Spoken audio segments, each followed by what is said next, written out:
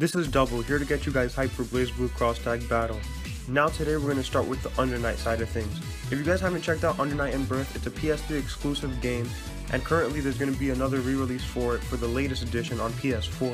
If you guys haven't checked it out at all, please go check it out because this game is incredibly obscure and it needs as much spotlight as it could get because it's one of the better anime fighters out there. But without further ado, let's start this list. For number 5, I'm going to put the double dagger wielding badass himself, Seth.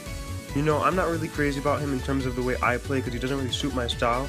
However, he's a complete joy to watch. He's flashy, nimble, and fast, and he's your typical ninja archetype. And he'd also have a big part to play since he's Hyde's main rival and all. And if not for any of the other reasons I just mentioned, I would just really love a Monochrome Memory remix. The song is pretty damn catchy, and it's one of the sickest tunes in Undernight. All in all, he has an aesthetic that can't really be matched because, you know, he's that archetype that everyone seems to love with that whole I'm edgy and dark and gotta redeem my family. So you know, he's pretty much bound to be in the game. I don't even know why I put him on this list, to be honest. For the number 4 spot we have Lynn. She was my main in the first Undernight, and she's also my waifu. But don't be alarmed, just because she looks 12 doesn't mean she is. She actually gets reincarnated every 100 years, and she's thousands of years old. So I'm not weird. I'm not a pedophile. I'm just really devoted to my main. Similar to Seth, she's one of the fastest characters in the game, except you know, most of her combos take place in the air, so that appealed to my playstyle way more than the grounded, trap-heavy Seth. All in all, she has gotta be there, so I could get sent to prison. For number 3, we're gonna go with Akatsuki Blitzcom. Now, why would I want to go with a character that's not as driven into the story, you may ask? Pretty simple, he's actually a guest character from another game called Akatsuki Blitzcom. Akatsuki is actually like a really cool Shoto character blend.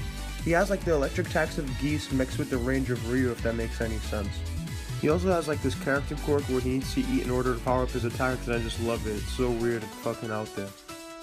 Not to mention his infinite worth, you know, the game's special take on insta-kills is just completely badass. You gotta check it out in one of those compilation videos. But only after you finish this fucking list. Next up, we've got Outnum.